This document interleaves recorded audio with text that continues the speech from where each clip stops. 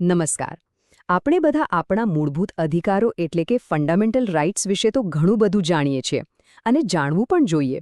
પણ શું આપણે ક્યારે નાગરિકતાના એ સિક્કાની બીજી બાજુ પર ધ્યાન આપ્યું છે?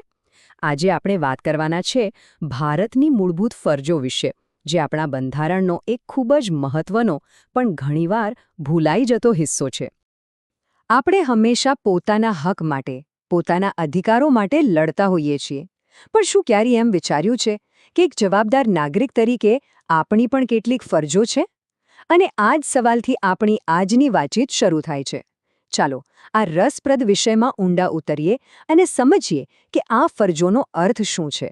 તો સૌથી પહેલાં તો એ સમજવું પડે કે અધિકાર અને ફરજ આ બંને એકબીજા સાથે જોડાયેલા કેવી રીતે છે. તમે એને એક ગાડીના બે પૈડા સમજી શકો છો, જેના વગર લોકશાહીની ગાડી બરાબર ચાલી જ ન શકે. ચાલો, આને એક સાવ સહેલા ઉદાહરણથી સમજીએ. ધારી લો કે આપણો દેશ એક મોટું ઘર છે. હવે એ ઘરમાં રહેવાનો આપણને અધિકાર છે, બરાબર? પણ એની સાથે સાથે એ ઘરને સાફ રાખવાની, એની સંભાળ રાખવાની અને ઘરના નિયમો પાળવાની આપણી ફરજ પણ બને છે. બસ આવો જ સંબંધ છે અધિકાર અને ફરજનો. રાજ્ય આપણને હક આપે છે અને એની સામે દેશ આપણી પાસેથી કેટલીક ફરજો નિભાવવાની આશા રાખે છે. તો સવાલ એ છે કે આ ફરજો આપણા બંધારણમાં આવી ક્યાંથી? શું એ શરૂઆતથી જ હતી? ચલો, એની પાછળની આખી કહાણી જોઈએ અને એના ઇતિહાસ પર એક નજર નાખીએ. તમને જાણીને નવાઈ લાગશે, પણ હા, આ ફરજો શરૂઆતમાં બંધારણનો ભાગ હતી જ નહીં. 1950માં જ્યારે આપણું બંધારણ લાગુ થયું ત્યારે એમાં ફક્ત મૂળભૂત અધિકારો હતા. એના લગભગ 26 વર્ષ પછી 1976માં કટોકટીના સમયમાં એવું લાગ્યું કે નાગરિકોને એમની જવાબદારીઓ પણ યાદ કરાવવી જરૂરી છે. એટલે 42માં સુધારા દ્વારા 10 ફરજો ઉમેરવામાં આવી અને પછી છેક 2002માં શિક્ષણને લગતી 11મી ફરજ જોડાઈ.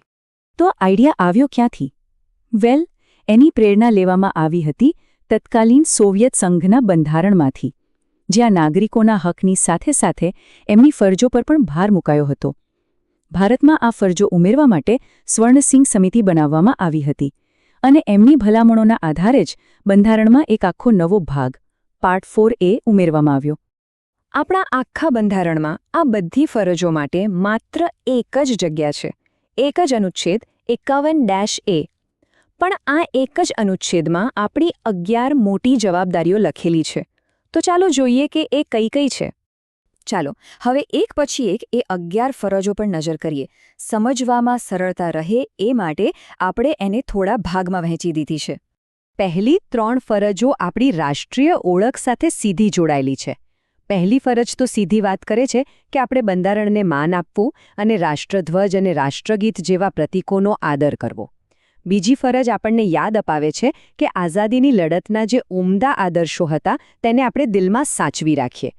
અને ત્રીજી ફરજ દેશની એકતા અને અખંડિતતા જાળવી રાખવા પર ભાર મૂકે છે, જે આપણા દેશનો પાયો છે. હવે આવે છે આપણી સામાજિક ફરજો, જેમ કે જરૂર પડે ત્યારે દેશની રક્ષા માટે તૈયાર રહેવું અને સૌથી અગત્યનું, ધર્મ, ભાષા કે પ્રદેશના ભેદભાવ ભૂલીને બધા સાથે ભાઈચારાથી રહેવું. અને હા, આમાં એક બહુ જ મહત્વની વાત છે, સ્ત્રીઓના ગૌરવને નુકસાન પહોંચાડે એવી કોઈ પણ પ્રથાને છોડી દેવી, જે એક સારા અને સમાન સમાજ માટે ખૂબ જ જરૂરી છે. આપણી આગામી ફરજ આપણને આપણા કલ્ચર અને આપણી પ્રકૃતિ સાથે જોડે છે. ભલે એ કોઈ ઐતિહાસિક ઇમારત હોય કે આપણી લોકકલા, એને સાચવવાની જવાબદારી આપણી છે. અને એ જ રીતે આપણી આસપાસના પર્યાવરણની એટલે કે જંગલો, નદીઓ અને વન્યજીવોની દેખભાળ કરવી એ ખાલી સરકારનું જ કામ નથી, પણ આવનારી પેઢી માટે દરેક નાગરિકની ફરજ છે. અને છેલ્લે એવી ફરજો જે આપણને અને દેશને આગળ લઈ જાય. વૈજ્ઞાનિક અભિગમ અપનાવવો, મતલબ કે અંધવિશ્વાસ છોડીને તર્કથી વિચારવું. સરકારી મિલકત જેમ કે બસ, ટ્રેન કે બગીચાઓને નુકસાન ન પહોંચાડવું. અને પોતે પણ અને સાથે મળીને પણ દરેક ક્ષેત્રમાં શ્રેષ્ઠ બનવાનો પ્રયત્ન કરવો. પછી એ રમતગમત હોય, વિજ્ઞાન હોય કે બીજું કંઈ પણ.